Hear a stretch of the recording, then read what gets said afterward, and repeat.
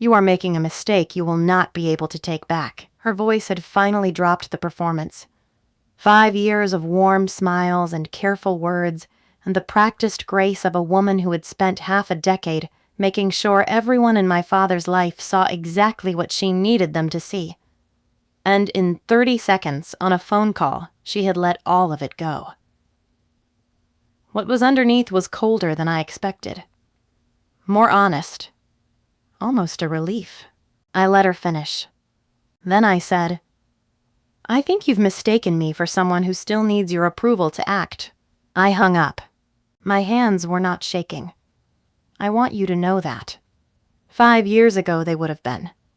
5 years ago I was the version of myself she had helped create, the difficult daughter, the one who couldn't let things go. The one my father had been carefully guided to see as the obstacle to his happiness. That version of me would have stayed on that call, would have defended herself, would have given Diana exactly the reaction she was calling to provoke. I was not that version anymore. I put my phone in my pocket and looked up. Cole was standing on the pavement outside my building. I hadn't asked him to come. He came anyway. He was holding 2 coffees and wearing the expression I had come to recognize over months of late nights and documents, and the slow, careful work of dismantling a 5-year lie. The expression of a man who has decided, without drama or announcement, that where you are is where he intends to be. I looked at him standing there and thought about everything it had taken to get to this moment. Every dinner where I smiled across a table while being quietly erased. Every document signed without my knowledge.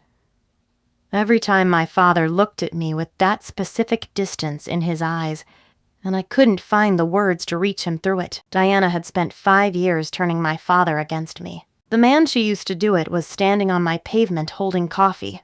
She had not accounted for that. Not even close. This is that story, and I promise you, it is worth every minute. Before I go on, if what I just described already sits somewhere inside you that recognizes it, if you have ever watched someone quietly rewrite the story of who you are in the mind of someone you love, hit like and subscribe. Not as a reflex, only if this genuinely reaches something in you. And drop your city and your local time in the comments. I read every single one. I want to know where you are when this finds you. Now let me take you back to the before.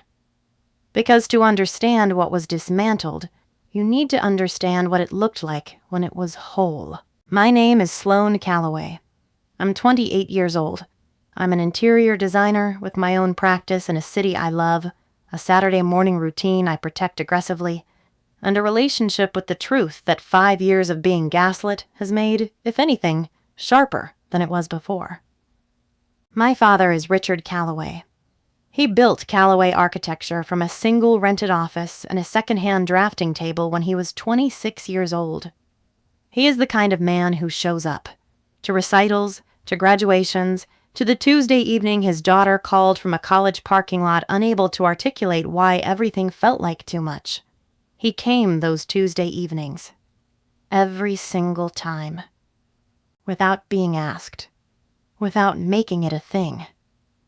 He just appeared, and that appearance was its own language, the one that said, "You are not doing this alone." We had a private vocabulary between us, built from years of leaning on each other.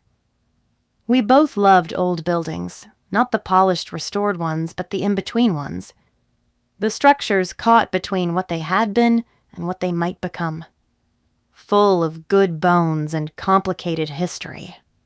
Saturday mornings, when I was young, he drove me through neighborhoods pointing out details most people walked past. A cornice. A roofline. The specific way a window had been designed 100 years ago to catch the afternoon light. He taught me to look at what was underneath things. I didn't understand, until much later, that this would be the most useful thing he ever gave me. My mother left when I was 11. No explosion, just 2 people who had grown into different shapes and the quiet recognition of it. My father never spoke badly about her. He managed the years after with work and with me and with the firm, which by then had grown into something that required most of his attention and gave most of it back. But underneath all of it, he was lonely. In the specific way of people who are built for partnership and find themselves without it. I saw it in the way he lingered at the end of our dinners, finding reasons to stay at the table a little longer. In the way his voice changed when new people entered his orbit. Diana entered his orbit at a charity gala on a Thursday evening in October. He called me the next morning sounding lighter than he had in years. He said he had met someone remarkable. He said he hadn't felt this way in a long time and he hoped I would be happy for him. I told him I was. I meant it. I was sitting at my kitchen table and I meant every word. I had no idea that the woman he was describing had attended that gala with a specific purpose. That she had researched his firm's valuation 3 weeks before she crossed the room to introduce herself. That she had not fallen into my father's life. She had walked into it with a blueprint. I didn't know any of that yet. I just knew my father sounded happy. And I loved him, and I wanted that to be enough. That is the thing about the before. It was real. It was solid. It had my grandfather's name on the door and my father's hands all over it, and my whole future quietly threaded through it, and I had no idea it was already in someone else's sights. I want to tell you how a person gets erased. Not dramatically. Not in a single conversation or a single decision or a single moment you can point to and say, "There, that is where it happened." That is not how the effective kind works. The effective kind works the way water works on stone, not by force, by patience. By showing up in the same place, in the same way, for long enough that the stone simply becomes a different shape and can no longer remember being any other way. Diana was exceptionally patient. I have spent a long time trying to locate the first moment, the first reframe, the first quiet repositioning of who I was in my father's understanding. The honest answer is, I can't find it, and I think that's the point. It didn't have a first moment I could have identified and defended against. It had a texture. A temperature, the slow, barely perceptible cooling of something that had always been warm. Let me tell you how she worked. She never made accusations. I want to be precise about this because it's the thing people find hardest to believe, that someone can spend 5 years systematically dismantling a relationship without ever saying anything that could be directly disproven. Diana never sat my father down and told him I was difficult or selfish or a threat to his happiness. She was far too intelligent for anything that blunt. What she did was tell stories, small ones, the kind that seem, in isolation, like nothing more than the natural recounting of a day. She would mention something I had said at dinner the week before. Not a lie exactly, but a version. My opinion expressed slightly too forcefully. My humor that hadn't quite landed. The moment I had spoken over her to finish a point I was making, which in her retelling became a pattern rather than an incident. None of these stories were dramatic enough to challenge. Each one was a degree or two off from what had actually happened. But a degree off, maintained consistently over months and years, will eventually point you somewhere entirely different from where you started. She was also strategic about timing. The stories arrived most reliably after moments of closeness between me and my father. After a good dinner, after a Saturday morning drive that had run long because we couldn't stop talking.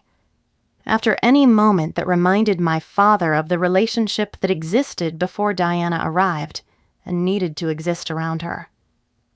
I did not understand this pattern at the time.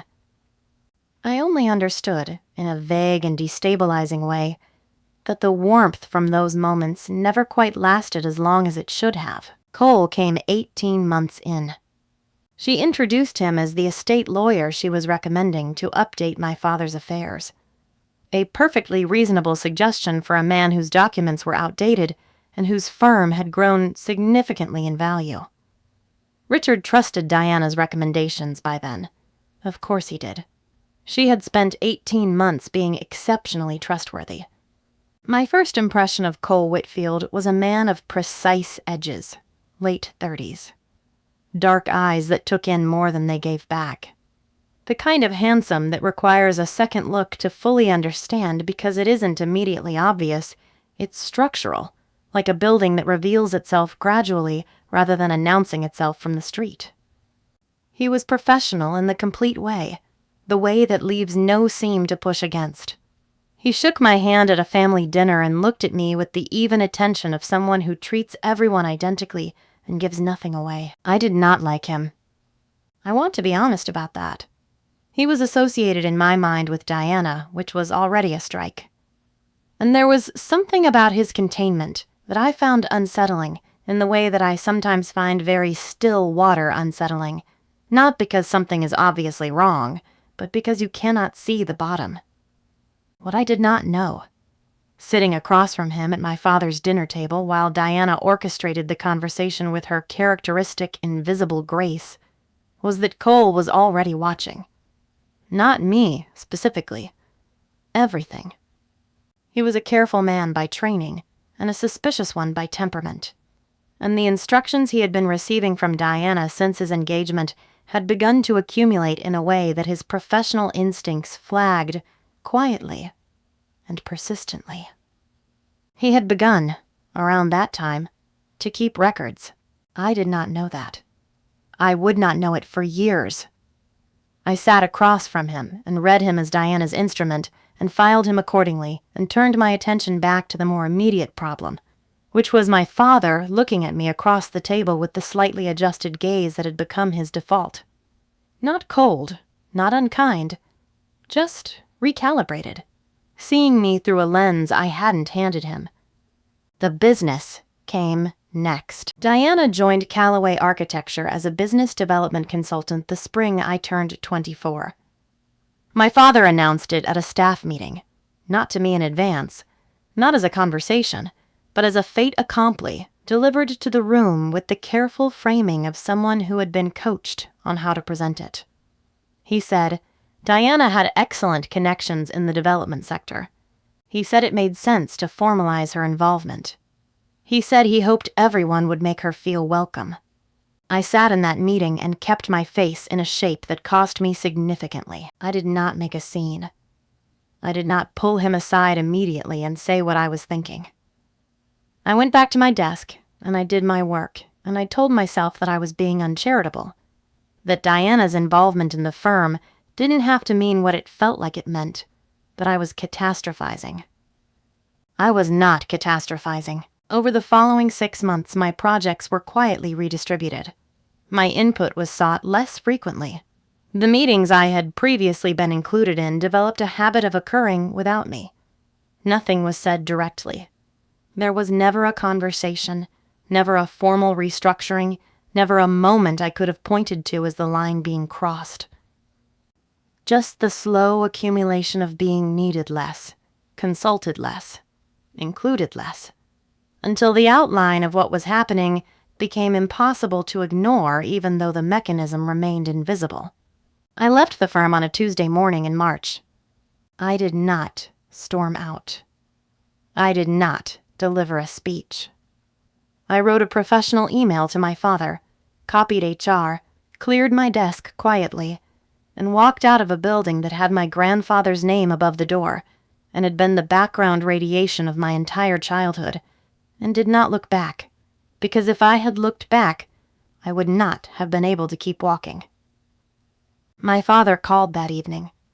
He sounded pained and apologetic in the way of a man who knows something has gone wrong but has been given a framework for it that explains away his own role. He said he was sorry the transition had been difficult. He said he hoped I understood. He said Diana had only ever wanted what was best for the firm. I said I understood. I did not say what I understood. I hung up and sat in my apartment, in the specific silence of someone who has just lost something that was always supposed to be theirs, and is only beginning to understand how, completely, and by whom, and why. The stone had become a different shape, and I was only just starting to understand the water. There is a specific kind of grief that has no public name. We have language for the losses that announce themselves: death, divorce, the end of things that end with paperwork and ceremony and other people who acknowledge the shape of what's gone. What we don't have language for is the loss that happens without announcement. The thing that is removed so gradually, so quietly, that by the time you understand it's gone, you can't identify a single moment to point to and say, there. That is where I lost it. I lost several things in year 3. Let me be precise about them. I lost the firm first. I told you about the leaving, the Tuesday morning, the email, the walk out of the building. What I didn't tell you is what it cost.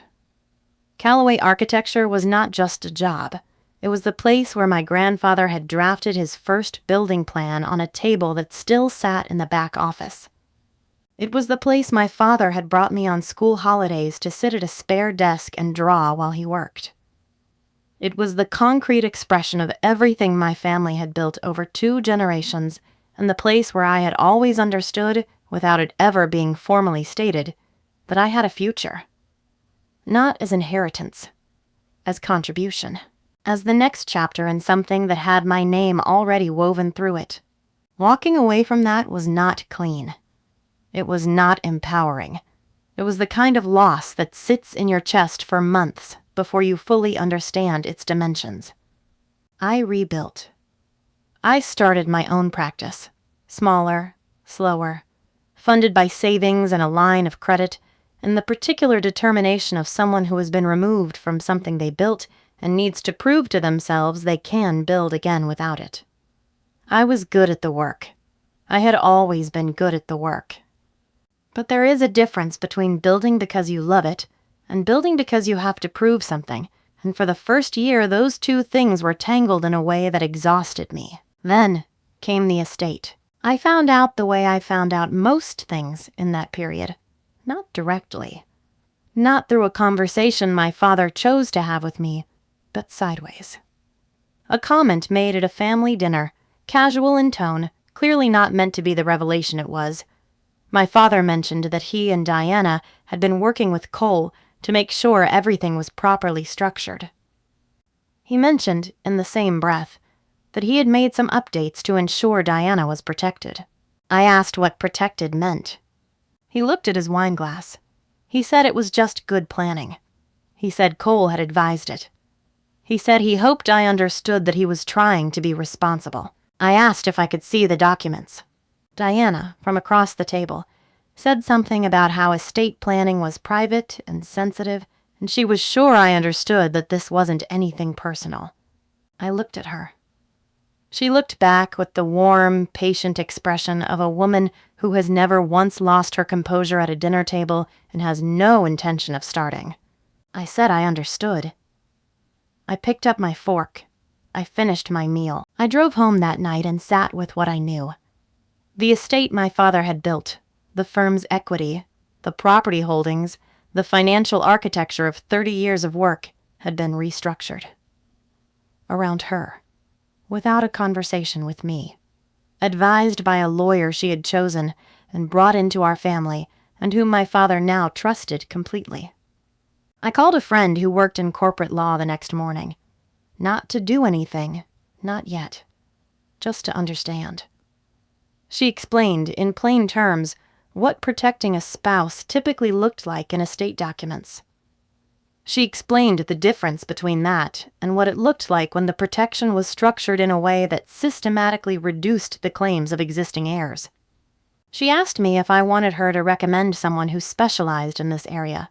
I said not yet. I was not ready yet. I still believed, somewhere underneath all the evidence to the contrary, that my father would course correct. That the man who had driven me through neighborhoods pointing at cornices and roof lines and the specific way afternoon light moved through a well-designed window would eventually look at what was happening and recognize it. That the Diana version of me would eventually stop being more credible than the actual one. He did not course correct. What he did in year 3 and into year 4 was become increasingly unreachable in the specific way of a man who has been given a comfortable explanation for his daughter's distance and has accepted it. He did not become cruel.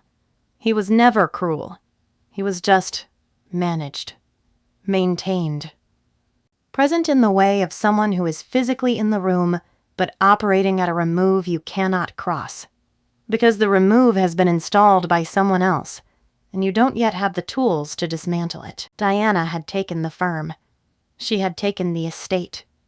She had taken the unguarded version of my father. What she could not take, what I held on to through year 3 and year 4 with the specific grip of someone who knows it is the last thing standing, was the truth. I knew what had happened. I knew who I was.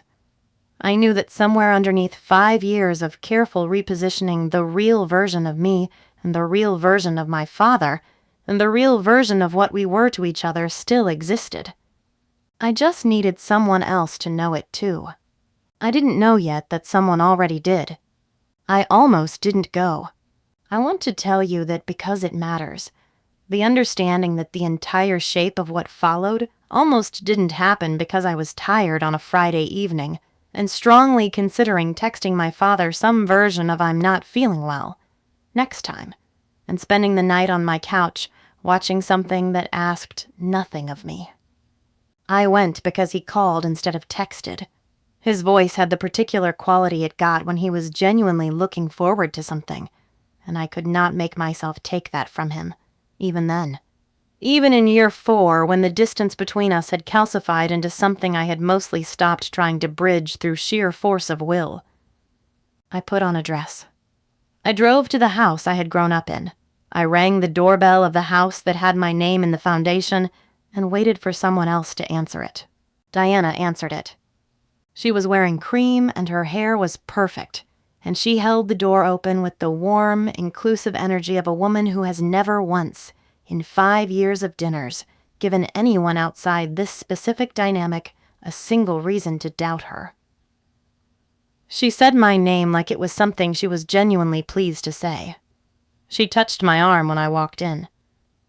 She asked about my practice with the attentive interest of someone who has done the research to make the question sound natural. I smiled. I said everything was going well. I followed her into my father's house and reminded myself, as I had learned to remind myself before these evenings, that the goal was not to win anything.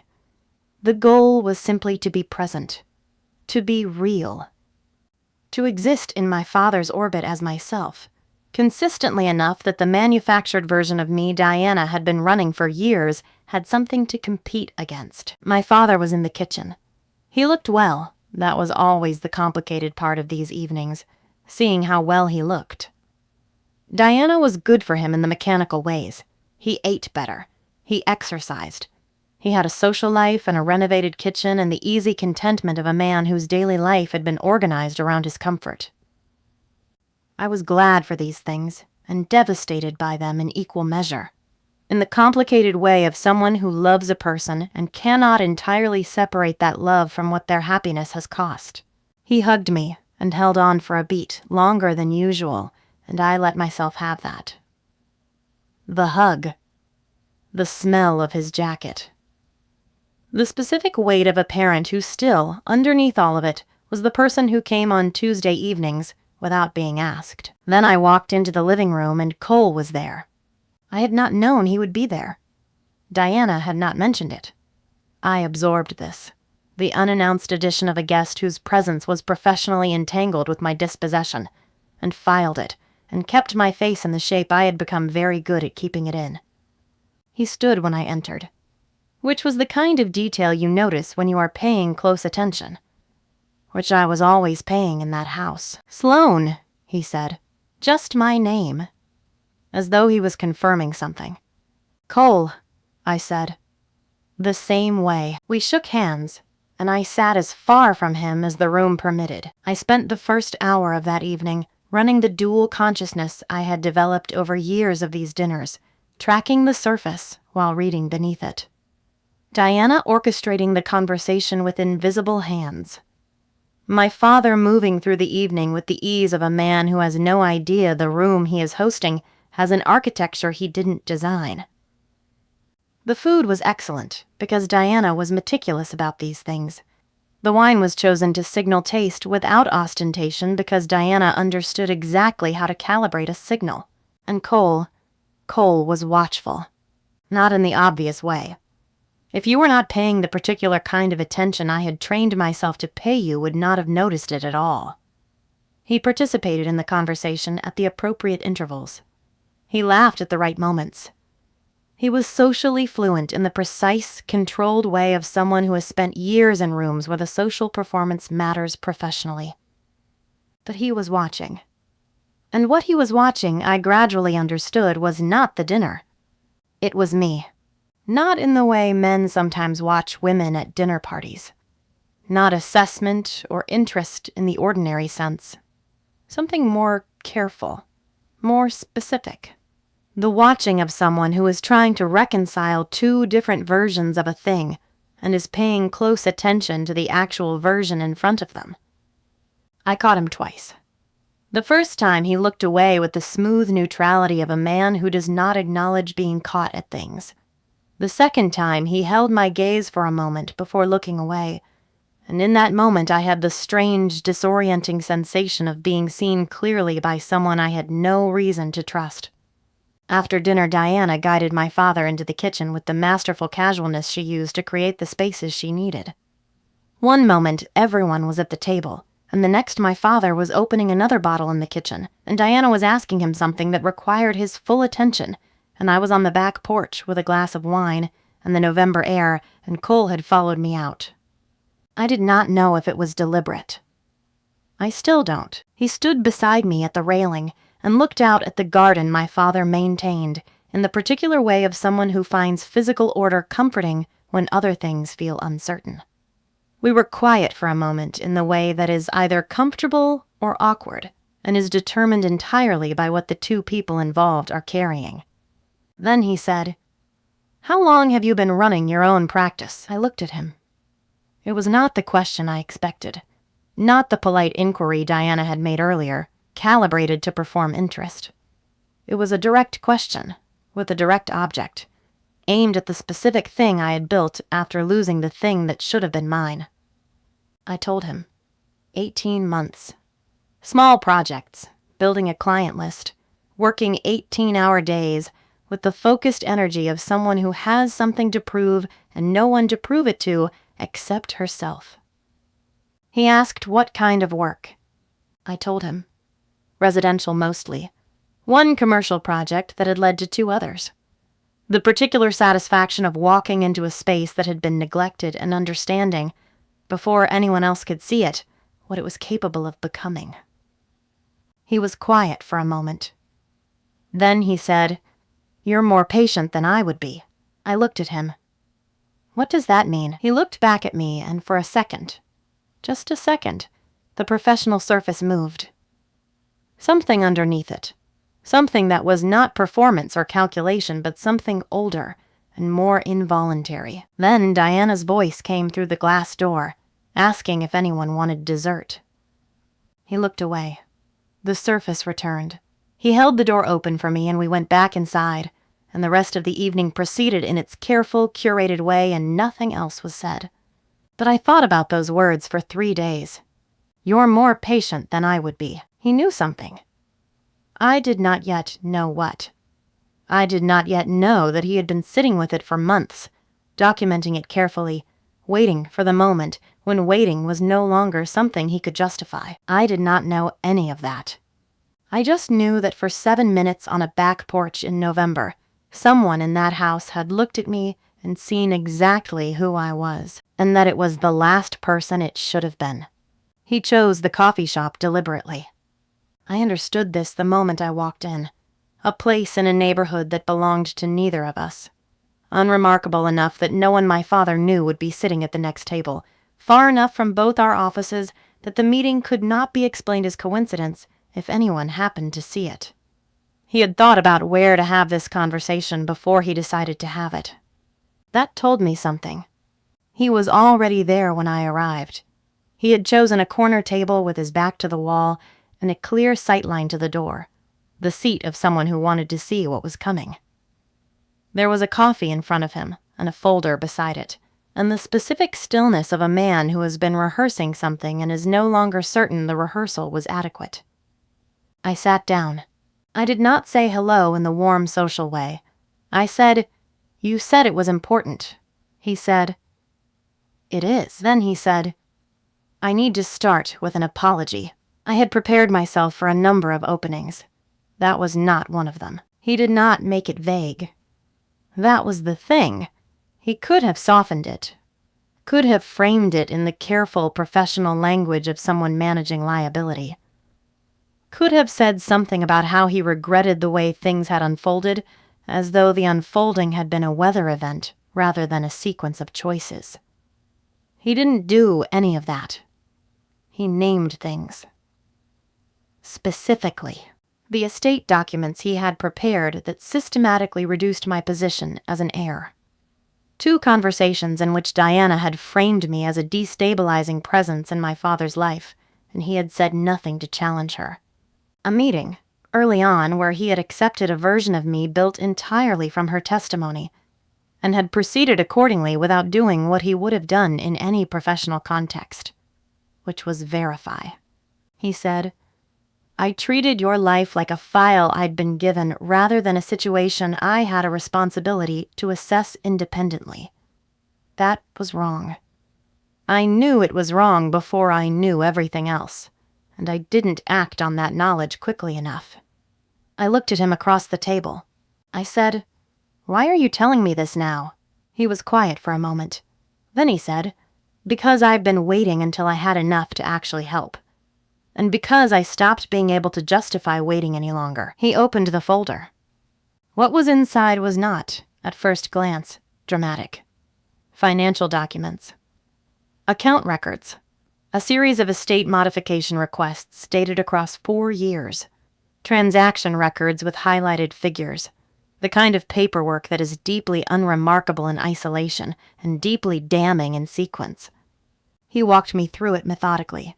Diana had been making requests, small ones initially, incremental, each individually explicable as reasonable estate planning. A spousal protection clause here. An asset restructuring there. The kind of modifications that a newly married woman of reasonable financial concern might request, and that a competent estate lawyer would process without suspicion.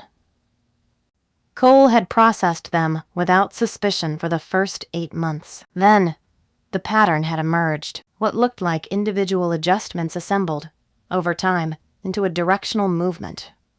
A systematic transfer of control over my father's assets into structures that Diana could access independently. Not dramatically, not in a single document he could have flagged as fraudulent. In the patient, incremental way of someone who understood that the safest way to take something large was to take it in pieces small enough that no single piece triggered an alarm. Cole had recognized the pattern at month 9. He had begun documenting everything at month 10. He had said nothing to Diana about what he was doing, because he understood, correctly, that the moment she suspected he was keeping records was the moment the records would be in danger. I sat with the folder for a long time. I turned pages. I followed the timeline.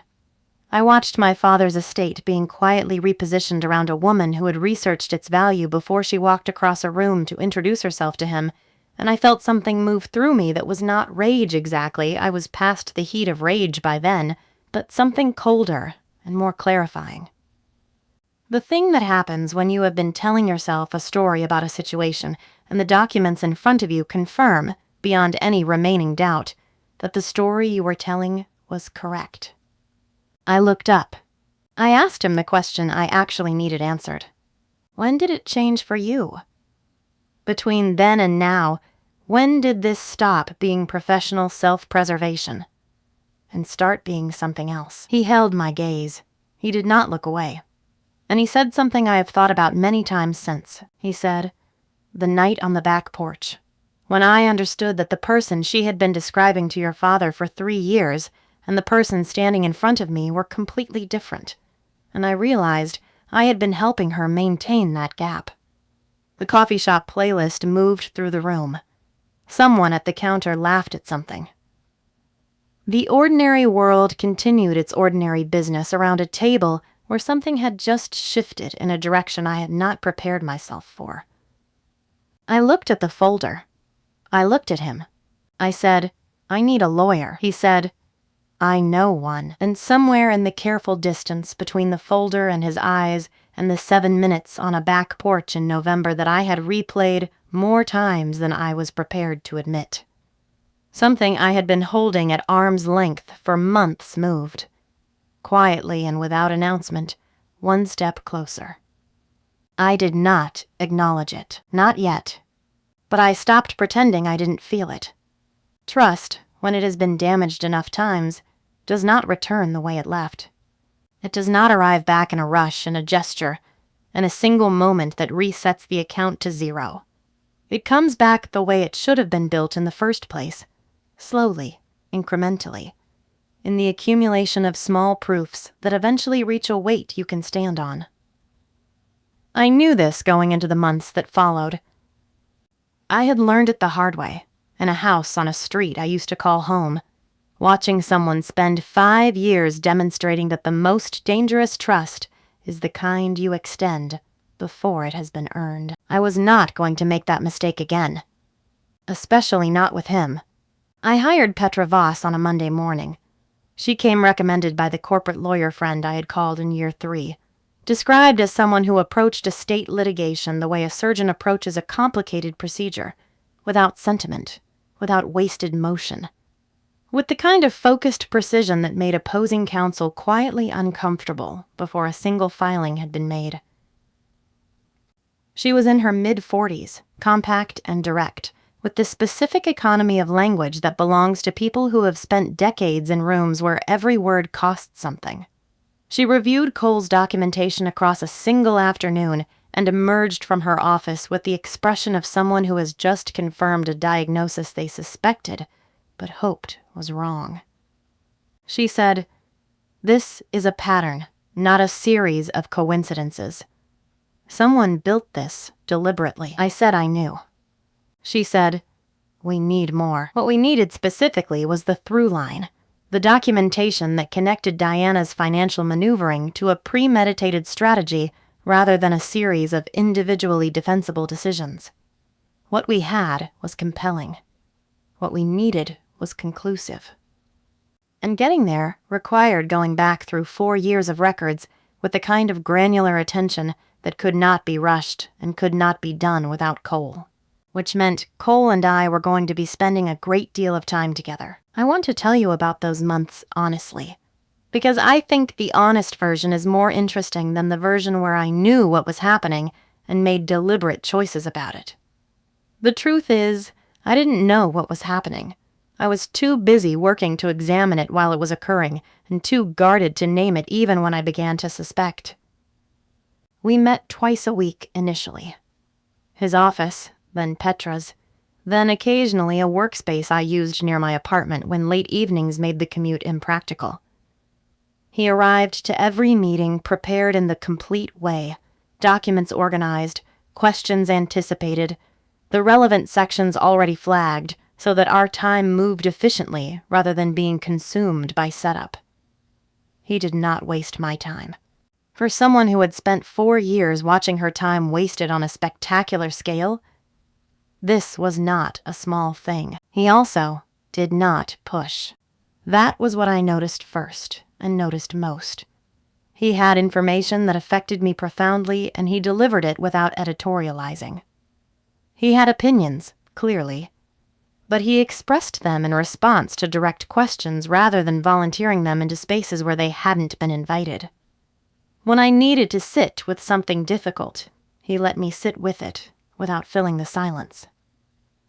When I was working through a document that landed hard, he kept working alongside me without performing concern.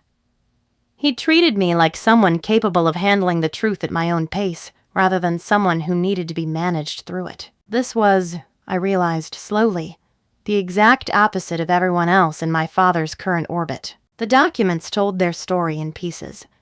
A financial profile of my father pulled from public records, his firm's estimated valuation, his property holdings, a profile piece in an architectural trade publication from the year before the charity gala that appeared in Diana's personal files in a format suggesting research rather than casual reading.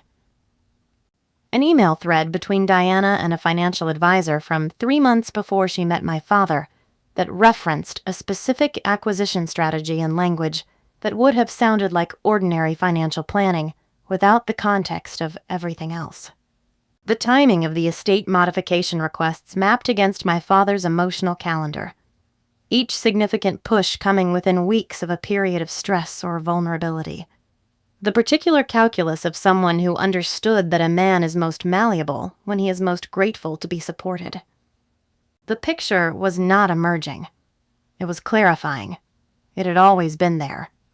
On a Tuesday evening in late February, Cole and I were working at my kitchen table when I came across a document that required me to stop for a moment. It was a text exchange between Diana and a contact whose name I didn't recognize, dated from the month she and my father had announced their engagement, in which she described the timeline she was working toward, and used a phrase that reduced 4 years of my life to a strategic variable. I put the document down.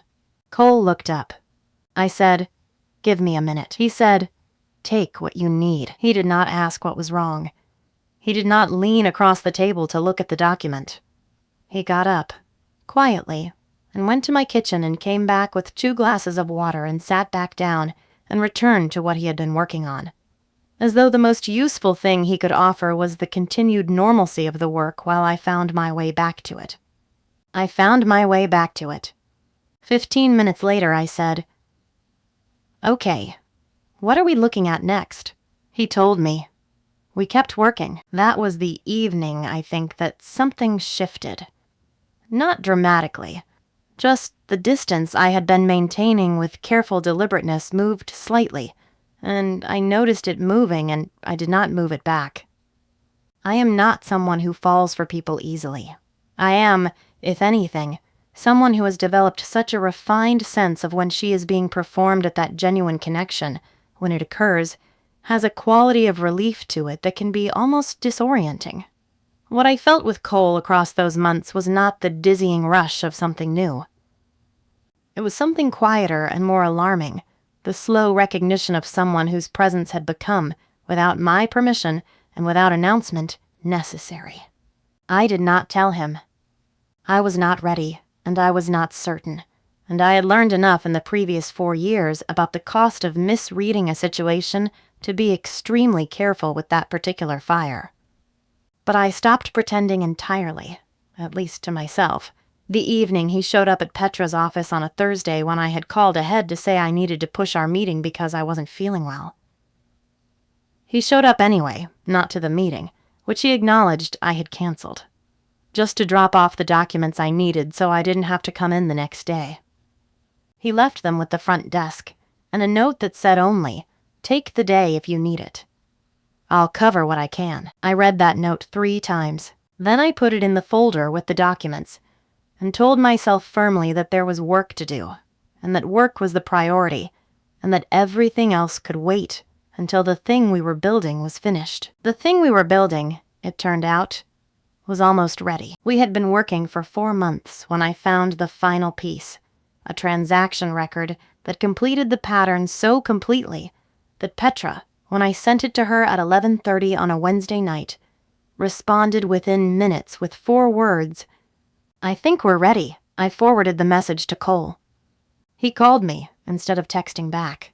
His voice had the particular quality of someone who has been waiting for something for a long time and is only now allowing themselves to understand that the wait is over. He said, "How do you want to do this?"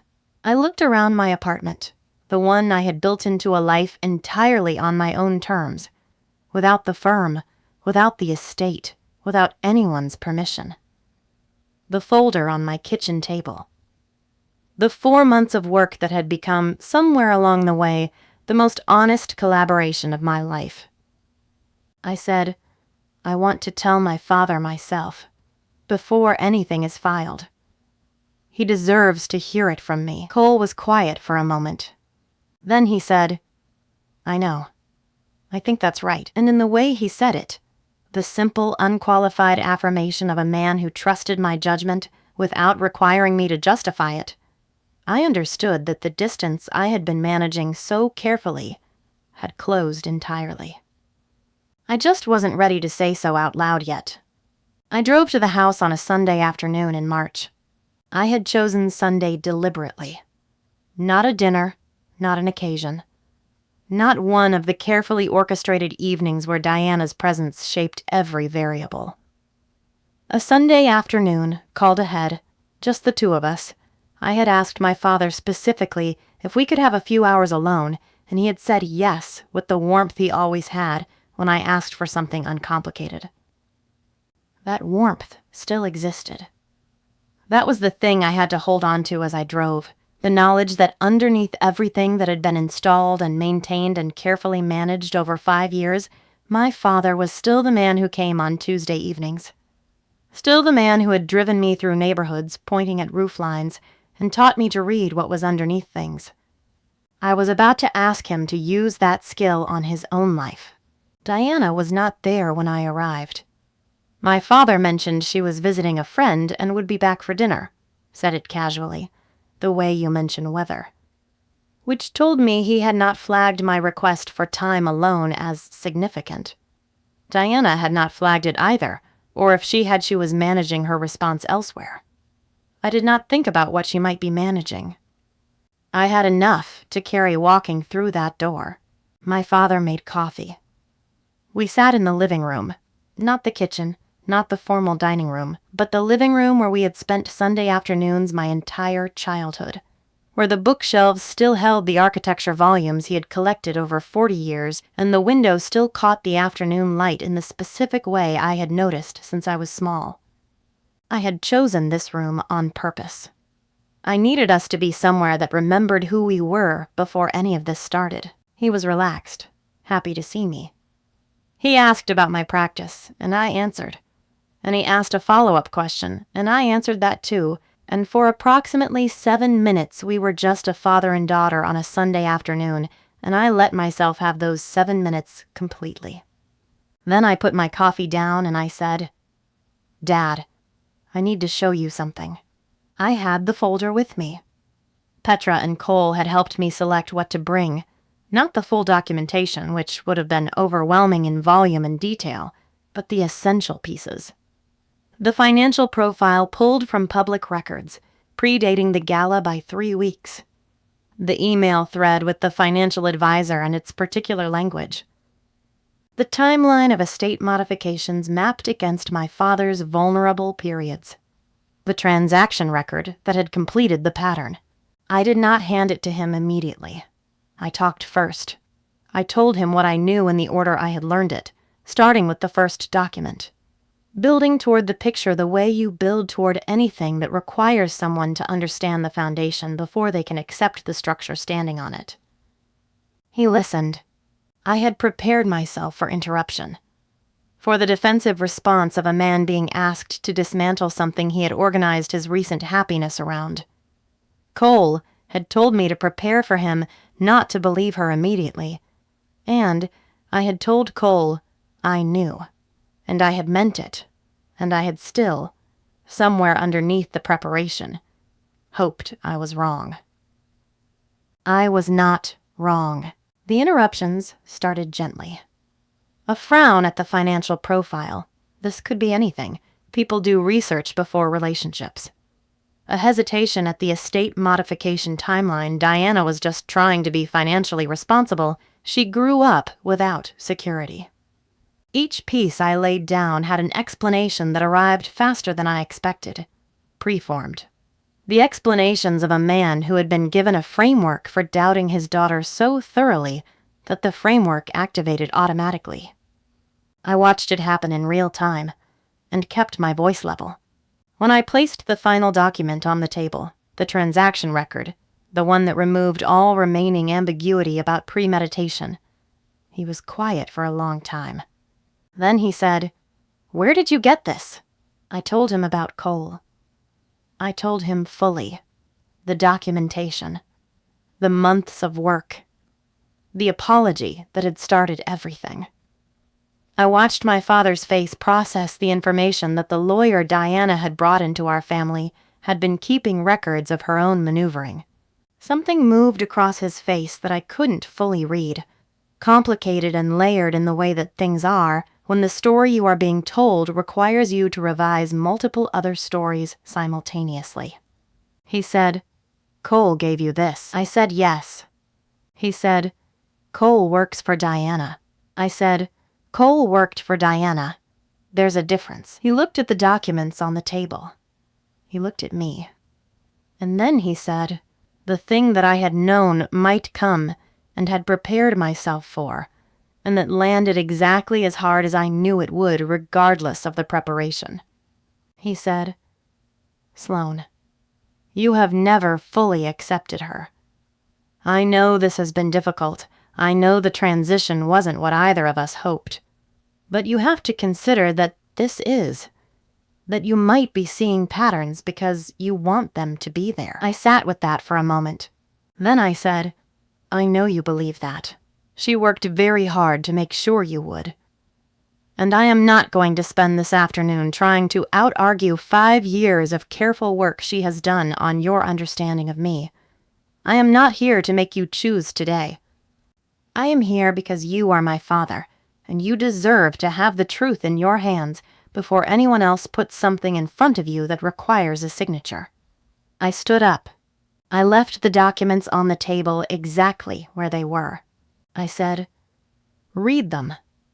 All of them. Not for me, for yourself. Ask the questions a man who built everything he has from nothing would ask if a client brought him this information about a project. You know how to read a blueprint, Dad. I learned it from you." I picked up my bag and I walked to the front door, and I opened it, and I did not let myself look back at him sitting in the living room with the afternoon light coming through the window the way it always had. I got in my car. I made it exactly 3 blocks before I had to pull over.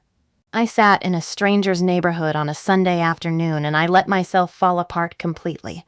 The compressed, total release of someone who has been holding something together through sustained effort and has finally reached the moment where the effort can temporarily stop. I cried in the specific way of someone who is not crying about one thing, but about the accumulation of many things across a long time. The firm, the estate, the dinners, the phone calls that left me feeling diminished. The 7 years before any of it started, when Sunday afternoons meant something uncomplicated, and the man in that living room looked at me like I was exactly where I was supposed to be. I cried until I didn't have anything left, and then I sat in the quiet and breathed. Then I picked up my phone and called Cole. He picked up on the first ring. I didn't say much. I told him how it went. I told him the documents were on the table. I told him my father hadn't believed me. Not yet. Maybe not for a while.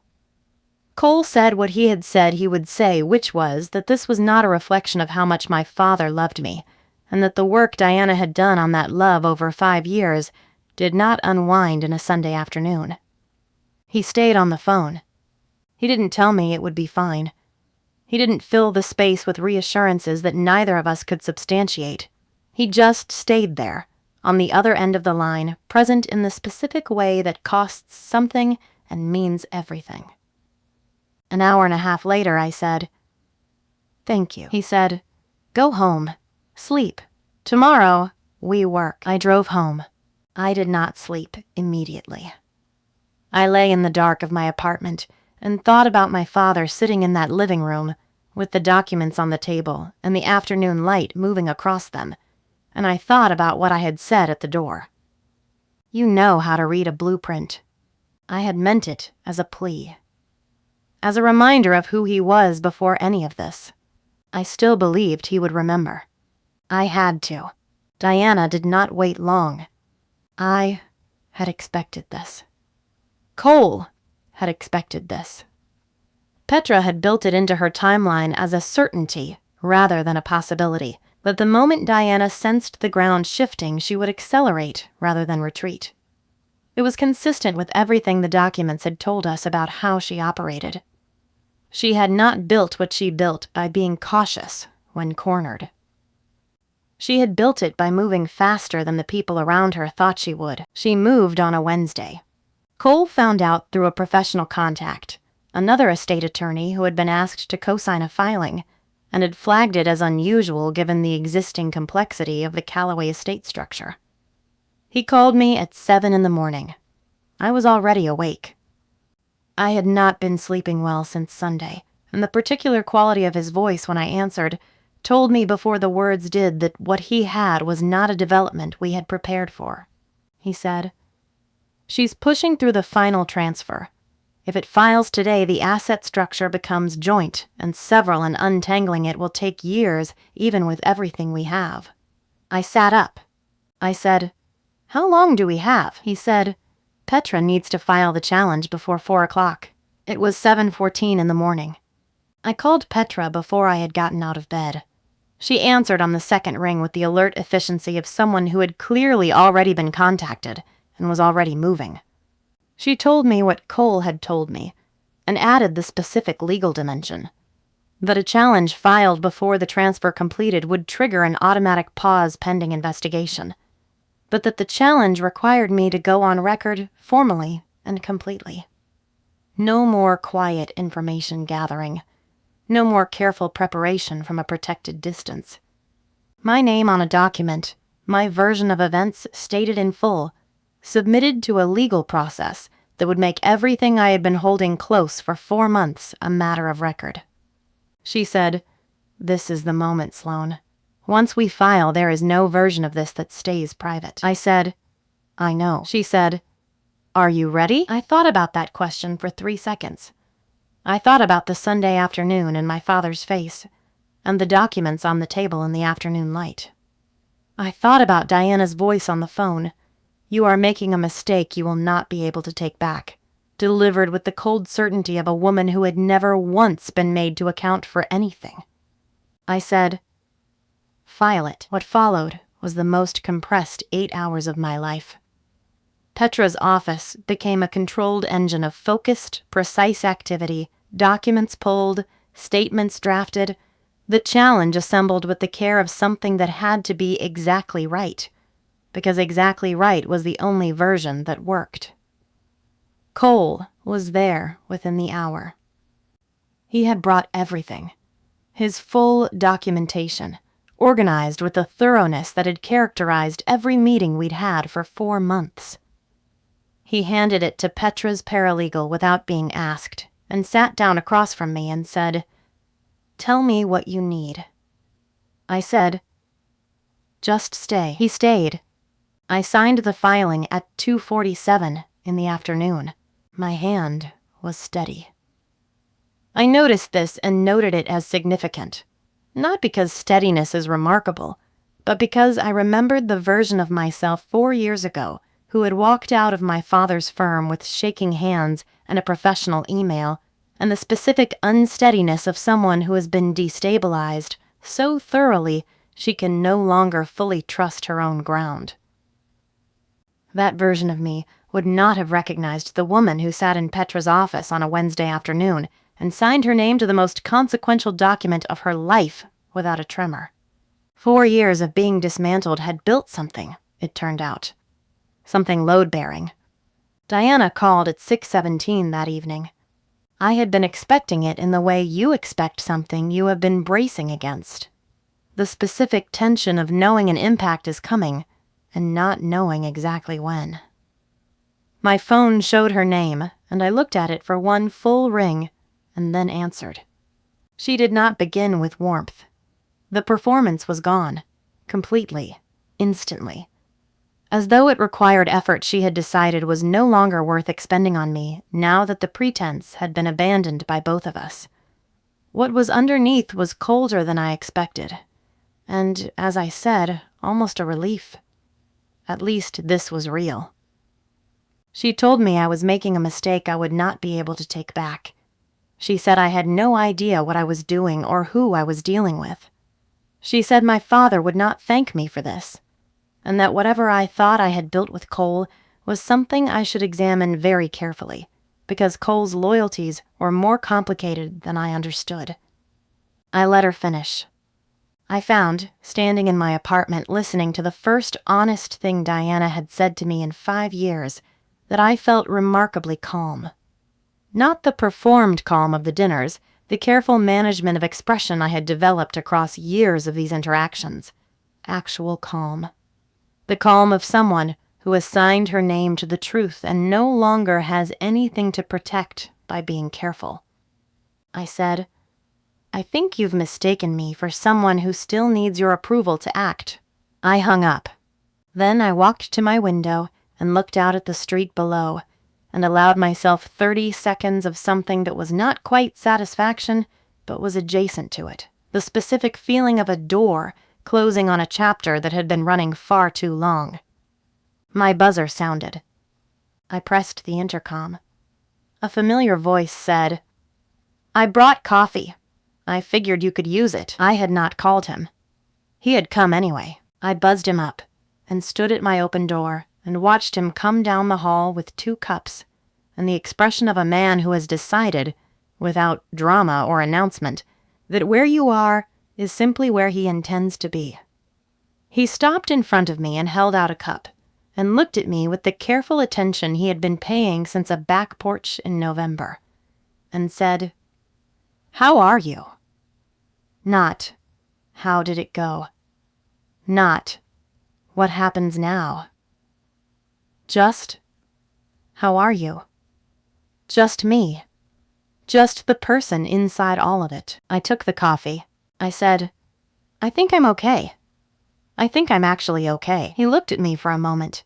Then he said, "I know."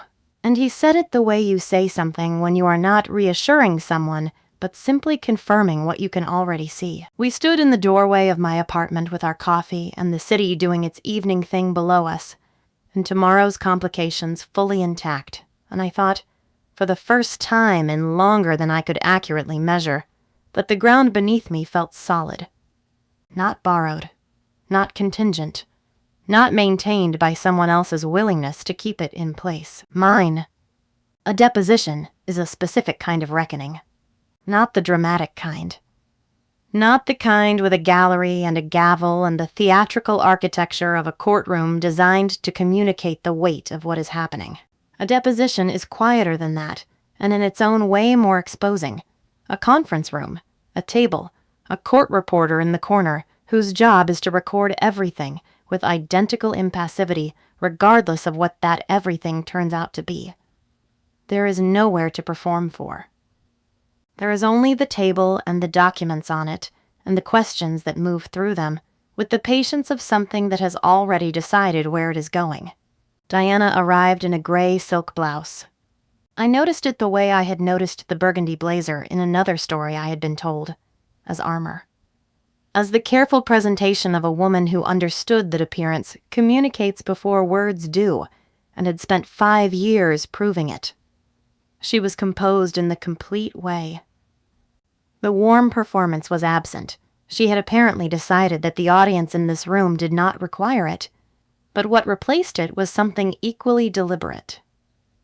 The composed, slightly aggrieved dignity of a woman who has been wrongly accused and is tolerating the process with grace.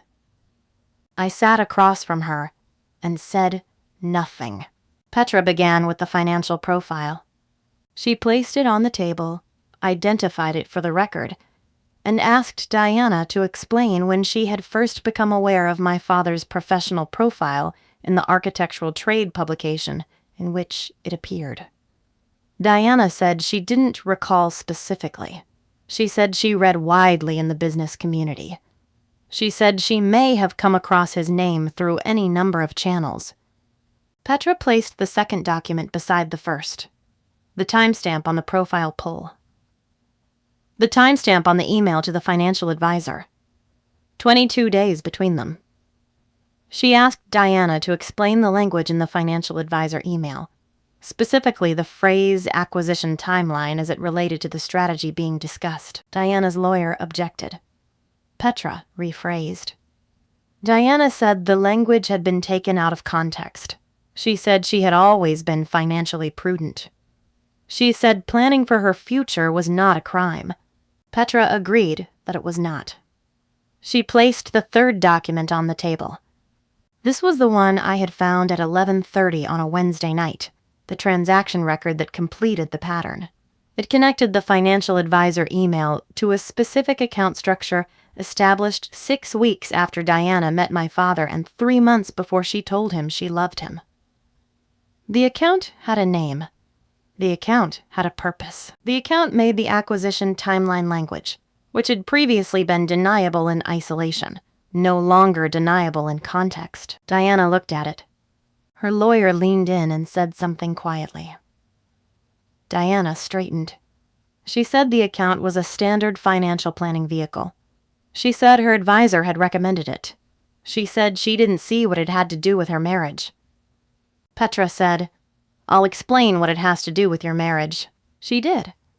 Methodically, document by document, without raising her voice or editorializing or doing anything except placing one piece of evidence after another on the table in the sequence that told their story most clearly.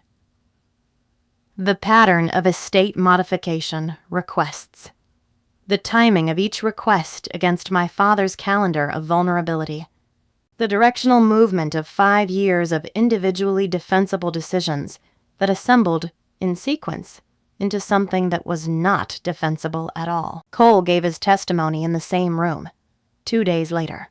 I want to tell you about that separately, because it deserves its own space. He sat across from opposing counsel in a charcoal suit with the stillness he always had, and he told the truth about everything. Not a curated truth. Not the version that minimized his early role in order to position himself more favorably. He named the documents he had prepared. He named the conversations he had not challenged. He named the meeting where he had accepted Diana's framing of me without independent verification and had proceeded accordingly. He named the moment it had changed, and what had changed it, and what he had done in the months that followed. Opposing counsel pressed him on his motives. He answered without deflecting. He said his motives had evolved, that what began as professional self-preservation had become something he was less comfortable categorizing cleanly. He said he had come to understand that staying silent is its own form of participation, and that understanding had a specific point of origin he could identify. I was in the room. I watched him say it. I watched a man who could have protected himself by shading the truth choose not to, at professional cost, with the matter-of-fact composure of someone who had decided that what he owed the situation was more important than what the situation owed him. My father was there for parts of it. Not all. His own lawyer had advised against full attendance for evidentiary reasons, but enough. He sat in that room and heard the architecture of 5 years of his life described by people who had been inside it with different levels of awareness, and I watched his face do the difficult, private work of revision. It was not a clean moment. I had stopped expecting clean moments. What I watched on my father's face across those 2 days was something older and more complicated than the realization I might have imagined in my more optimistic versions of this. Not a sudden clarity, but a slow, painful dismantling of a structure he had organized significant happiness around. He had loved her. That was real. The love had been cultivated deliberately and maintained strategically, but it had been real on his side, and the documents did not change that. They just changed what the love had been standing on. He looked at me once across the conference room. Just once, briefly, in the way of someone who has too much to say, and no language yet adequate to say it. I held his gaze. I did not look away. After the second day, Petra gathered her documents and walked me to the elevator and said, with the compressed satisfaction of someone who does not waste words on performance, "She has nowhere left to go." The elevator doors closed. I stood in the lobby of a building I had spent months working toward, and felt something I had been carrying since a Tuesday evening on a back porch in November. The specific weight of a situation you cannot resolve by yourself, that requires more than your own effort, that asks you to trust someone with the parts of your story you cannot carry alone, finally, quietly, settle. It was not over yet, but the documents had told their story. And this time, nobody in that room had been able to change the version. The case settled on a Thursday morning in April. I was at my office when Petra called, sitting at the desk I had bought secondhand when I started my practice, in the space I had built from nothing after the space that should have been mine was quietly taken. She did not use dramatic language. Petra never used dramatic language. She said the terms had been accepted, that the estate modifications had been reversed, that the jointly held structures Diana had spent 5 years assembling had been unwound, and that Diana had declined to contest the final resolution. She said, "It's done." I sat at my second-hand desk and said, "Thank you." Then I sat in the quiet of my office for a long time, without doing anything else. I want to tell you what settled felt like, because I think people expect a certain answer. They expect elation. The clean, electric rush of a 5-year wrong finally righted, the world snapping back into its correct shape with a satisfying audible click. I had some of that. I will not pretend I didn't. Somewhere in the first minutes after Petra's call, there was a moment of something hot and bright moving through me that was as close to pure vindication as I have ever felt. But it passed. And what remained after it was quieter and more complicated and, I think, truer. What I felt mostly was tired in the specific way of someone who has been carrying something heavy for a long time and has just been told they can put it down. Not the tiredness of defeat, the tiredness of arrival. The particular exhaustion of a person who has been moving toward something for so long that the stopping requires its own adjustment. I called my father before I called anyone else. He picked up on the second ring. He already knew. Petra had contacted his attorney simultaneously. He said my name, and then he didn't say anything for a moment, and in that silence there was more than most conversations contain. Then he said, "Can I come over tonight?" I said yes. He arrived at 7 with Thai food from the place near my apartment that he had never been to, but had looked up beforehand, which was such a specific expression of who he was, the preparation, the care disguised as casualness, that I had to turn away for a moment when I opened the door so he wouldn't see my face doing what it was doing. We ate at my kitchen table. We talked for 4 hours. Not about Diana specifically, there would be time for that, in the gradual and uncomfortable work of two people rebuilding something that had been deliberately damaged.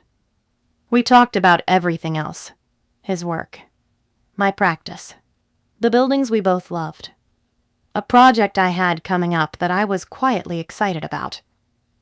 He asked questions and listened to the answers with the full, unhurried attention he had always been capable of, and that had been managed away from me for 5 years.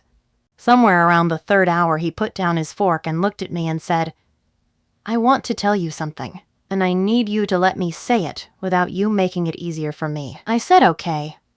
He said, "I failed you. Not in the way that things go wrong by accident or misunderstanding. I failed you by choosing comfort over clarity when clarity would have been inconvenient. I failed you by letting someone else's version of you become easier to hold than the actual you, because the actual you asked more of me and I was tired, and I am not proud of that.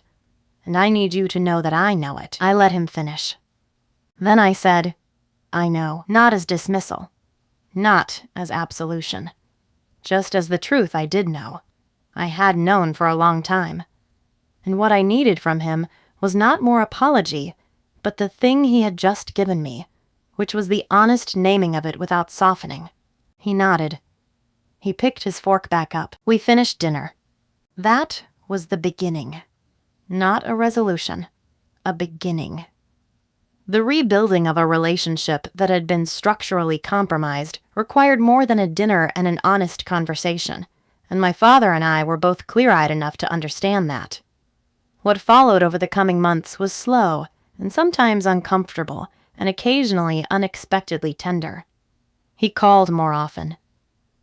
He showed up differently, Not with the managed warmth of a man operating on someone else's understanding of his daughter, but with the specific, unmediated attention of someone who has decided to see clearly, regardless of what that costs him.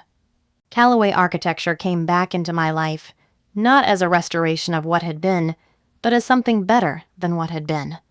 A formal arrangement negotiated between equals, with professional respect that had never been quite explicit before my absence made it legible. I took a role that was mine in a way that the previous one had never been fully allowed to be. My grandfather's name was still above the door. Now my work was in the walls. Diana did not contest the final resolution, because she had identified, with the same strategic clarity she had applied to everything else, the point at which fighting would cost more than conceding. She was gone from my father's life within weeks of the settlement, efficiently, without drama, in the way of someone who had already begun calculating their next move. My father did not speak about this much. I did not ask him to. The grief of it was real, and it was his to carry, and I had learned enough about the difference between justice and cruelty to understand that they are not always the same thing, and that one does not require the other. Cole. I have been telling this part last because it deserves the most care. What existed between us during the months of working together was real, but unspoken. Held at the distance we both understood was necessary while the work was active, and the stakes were what they were. What existed after required something different. Not distance, but the specific courage of two people who have been paying close attention to each other for months and are now required to stop pretending that attention was purely professional. We had a conversation. A real one. Long, unhurried. The kind that requires two people to sit with discomfort rather than around it. I asked him the questions I needed to ask about the early years, about the documents he had prepared, about the length of time between understanding what was happening and doing something about it. I did not ask them gently. I asked them directly. The way you ask things when the answers matter and performing graciousness would insult both parties. He answered all of them. Without deflecting. Without minimizing. Without the lawyerly instinct to manage a narrative that I knew he was capable of and that he chose, deliberately, not to deploy. He told me the truth about his own timeline, including the parts that did not reflect well on him, with the calm accountability of someone who has decided that honesty is not a strategy, but a baseline. I asked him once, "At what point did it change for you? Not professionally. Personally," he said, "the night on the back porch. I said you were more patient than I would be, and I meant it as an observation, but it came out as something else. I drove home and thought about it for a week." I said, "You could have said something sooner." He said, "I know. I was afraid that if I said something before I had something concrete to give you, it would look like exactly what you would have every reason to suspect it was." I thought about that for a moment. Then I said, "That was the right call, and I hate that it was the right call." He almost smiled. It was the most unguarded expression I had seen on his face. I said, "I'm going to need you to be patient with me. I am not someone who trusts quickly, and I am not going to pretend otherwise to make this easier." He said, "I know. I'm not going anywhere." That was not a declaration. It was not the grand gesture that stories sometimes place at the moment of beginning. It was just a man telling a woman the simple, load-bearing truth of his intentions and leaving the rest to time. I have found, in the months since, that it was enough. More than enough.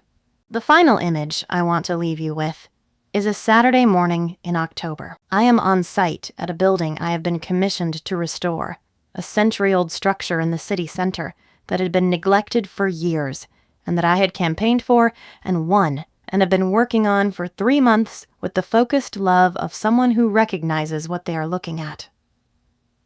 Good bones. Complicated history. The kind of building that reveals itself gradually, that gives you more the closer you look. Cole arrives at 9 with coffee. He has been doing this on Saturdays, showing up at whatever site I'm on unrequested, with coffee and the willingness to stand in half-finished spaces and look at what they're becoming. I have stopped pretending I don't look forward to it. He hands me a cup. He looks up at the bones of the ceiling, the original timber, exposed now that 2 decades of dropped tile have been removed. The structure beneath the damage finally visible. He says, "It's stronger than it was originally, you know. Timber that's been stressed and has held tends to have a higher load capacity than timber that's never been tested. Once you restore something that's been through this much, it can carry more than if nothing had ever happened to it." I look at the ceiling. I look at him. I think about my father, who called me this morning to confirm our standing Tuesday dinner, and who has not missed one since April. I think about the firm, which has my name in a meeting room on the 4th floor now, next to my grandfather's on the wall.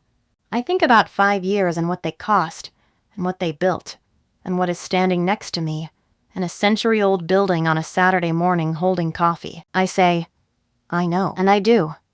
I know it completely. That is where I stand. That is how this story ends. Thank you for being here through all 10 chapters. If Sloane's story reached something in you, drop your city and your local time in the comments. I read every single one. And if someone has spent years writing a version of you that wasn't true, I hope this reminded you that the blueprint was always yours, and that what gets rebuilt after the damage is often stronger than what stood before it.